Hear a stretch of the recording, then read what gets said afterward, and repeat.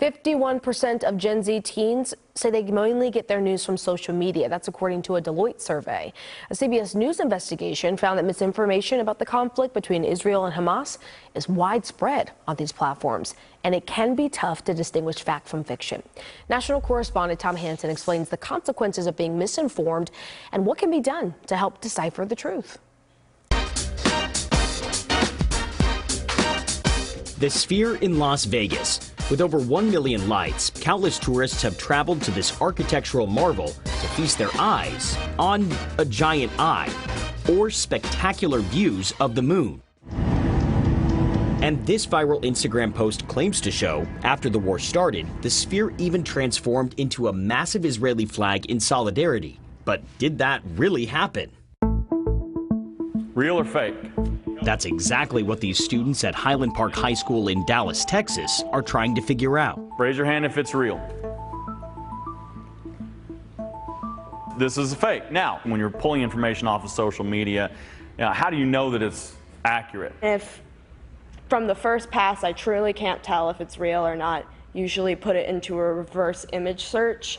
Brandon Jackson leads this media literacy course. It focuses on misinformation, which is incorrect or misleading, and disinformation, which is deliberately deceptive. Is there any part of you that's like, if that's fake, then what's actually real? Yes. Oh, Yeah. All the time. You get this feeling in your chest almost where, oh, that was fake. I totally thought that was real. Makes you feel stupid. I thought I was smarter than that. The lessons are a counteroffensive to the information wars playing out on social media, bringing the shock and horror of a bloody conflict more than 7,000 miles away directly to the screens of American teenagers. Are you guys seeing the same war that your parents are seeing? Definitely not.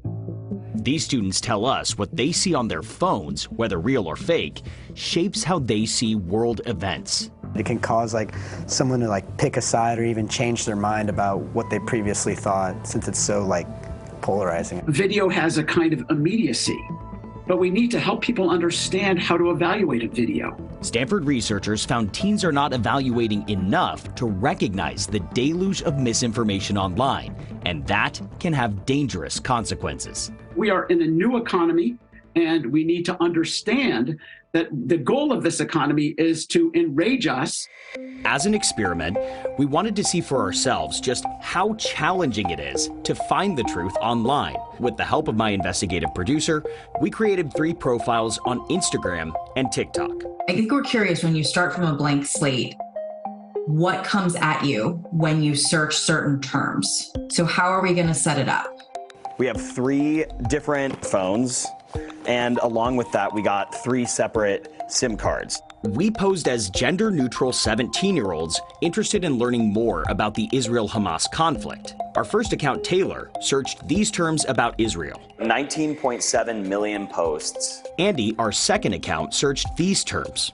Lots of Palestinian flags. And our third alias, Sam, typed in both searches. We also started following accounts. 81.2 thousand, so we're going to follow that one. And liking 3 posts for each one. If this works the way it seems, in the background now, the algorithm should be curating things on that topic. Today, we're going to see what the algorithm gives us back. Oh, that is graphic. You can see a bone sticking out of his leg.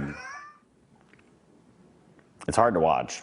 Those really hard to watch videos became a pattern on the accounts where we included search terms like the Palestinian flag. After adding a couple more searches on each account, our feeds were full of false information on all 3. Allah, I can't believe I'm doing this. Like this video of someone claiming to work in a Gaza hospital. I had to fix a fracture for a 5-year-old boy. Without morphine. An analysis revealed this video was staged. That video has already been widely debunked. If I am searching for information about this conflict, that still pops up. Yeah, no matter if the video gets debunked, it gets reposted and they can still go viral. The same thing happened with this video that popped up on our account where we searched Israel-centric terms. It reported to show an Iranian warplane landing on an Israeli aircraft carrier in an attack. Obviously, that would generate global headlines. The way that looked, it looks like a video game to me. Dan Evan at the News Literacy Project had some doubts as well. The nonpartisan organization teaches students how to tell fact from fiction on social media. The same tip that I give every single time is to slow down. Look for authenticity, look for the source, look for evidence, look for reasoning, and to look for the context. Evan calls it pre-bunking. In other words, doing your own fact-checking before you form an opinion. When you're developing, your views about the world, these false claims alter that. They drag people down more dangerous paths. Right now, 18 states in the U.S. offer some form of media literacy education or resources for students, but only 4 of them require a media literacy curriculum for all students K through 12. People are recognizing how unprepared we were for the internet, and we're catching up, and we are trying to get this stuff into schools, and I think more schools are being open to that.